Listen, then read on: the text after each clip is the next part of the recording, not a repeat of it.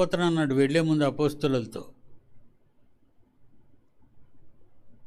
భూమి మీదకి వచ్చిన తర్వాత ఆయన ఎన్ని కష్టాలు పడ్డాడు. చివరి కష్టం తన రక్తం అంతా సిలువలో మానవాడి కొరకు కార్చాడు.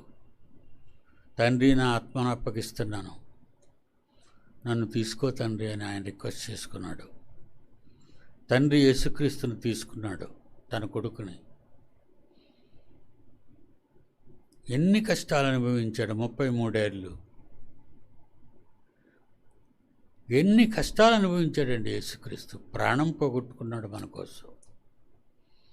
మనం ఎన్ని కష్టాలు భరిస్తున్నామండి మన జీవిత కాలంలో. ఆయన ఉన్నదే తక్కువ కాలం, 33 ఏళ్ళు. మంచి వయసులో ఆయన మరణించాడు, యవ్వన కాలంలో.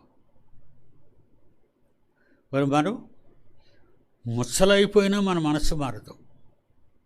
ఏమండి, ముసలివాళ్ళం అయిపోయినా మనం మారం, దేవుణ్ణి పట్టించుకోం. భూకంపం వస్తుందంటే భయం, నదులు పొంగిపోయి అంటే భయం, సముద్రం సునామీ వస్తుంది ఈ దేశాల మీద కంటే భయం. ఇన్నిటికి భయపడుతున్న, ప్రకృతికి భయపడుతున్న మనం దేవునికి ఎందుకరా భయపడటం లేదు? మీరు ఆలోచించండి ఒకసారి. ఆయన ఏటి మిమ్మల్ని బలవంతం చేశాడు? తన గురించి ఆలోచించమన్నాడు, తన గురించి పని చేయమన్నాడు, తన గురించి పాడమన్నాడు, తన గురించి తనకు ప్రార్థన చేయమన్నాడు, ఆయన పని చేయమన్నాడు.